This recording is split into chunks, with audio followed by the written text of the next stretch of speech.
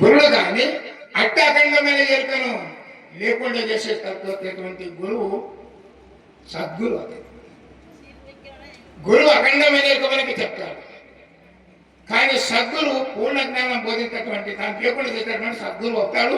అప్పుడు శిష్యుడు అవుతాడు. అంతవరకు భక్తుడు అవుతాడు, గురు భక్తుడు అవుతాడు, శిష్యుడు కాలేదు. ఎప్పుడైతే అఖండమైన స్వరూపాన్ని దర్శిస్తాడప్పుడే శిష్యుడు.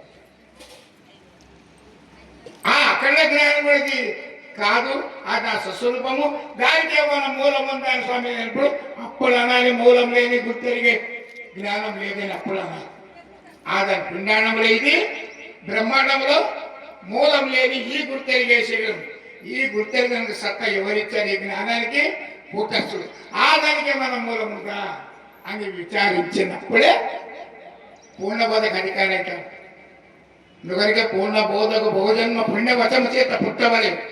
అట్టు కాకపోతే అతి కష్ట సాధ్యం బతిల జీవసం ఆత్మలింగం అంటాడు. అట్టి స్వరూపాన్ని మనము అర్థం చేసుకొని ఈ విద్యలన్నీ కూడా ఎరుక విద్యలే. ఎరుకకు మూలమైనటువంటి ఒక అన్నిటికీ మూలమైన ఎరుక, అఖండమైన ఎరుకటి కూడా, అది కూడా బ్రహ్మ విద్యనే. కానీ బ్రహ్మ విద్య అంటే అది బ్రహ్మ విద్యనే కానీ బ్రహ్మం కాదు. అట్టి బ్రహ్మం కూడా సాధ్యం కాదు. దానికి మూలం ఉందని ఆలోచించాలి.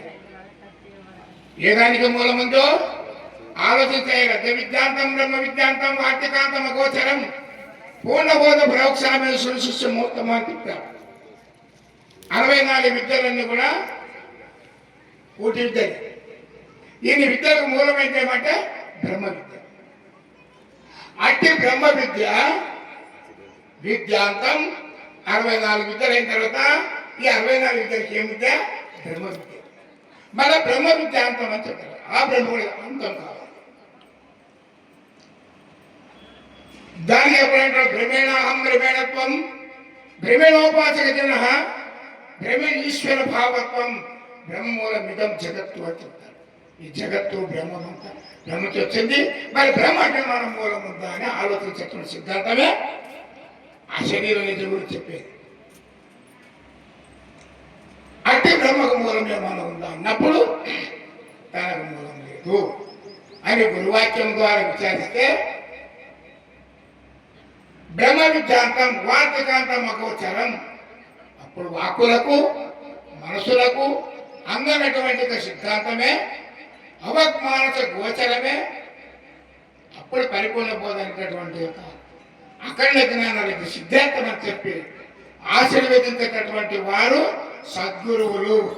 అటు ఆశీర్వాదం పొందినటువంటి వాడు సశిష్యులు. అప్పుడే గురు శిష్య రైతమచలం. భావములు లేని బయలే ఆచరణ. అప్పుడు అనాలి బయలు. అంతవరకు అనటానికి లేదు. బయలు అంటే నీ ముందర నీకు అంతటా ఉందని నిశ్చయం చేస్తుంది కాబట్టి అది బయలుపోయింది. ఇది నిశ్చయం పెద్దలు చెప్పిన మాట. కాబట్టి ఇంకా నాయనగారు లాస్ట్ ఉపగ్రతం చేస్తారు. నేను చెప్పాలి, నాకు కూడా అంతవరకు కూర్చోరాదు. నేను ఏలూరు పోవాలి. కాబట్టి నాయనగారు మాకు సెలవు ఇస్తే మేము విరమించుకొని మేము అందరికి దండం పెట్టుకొని ఇక నాయన చెప్పిన మాటలు మాట వినాలి.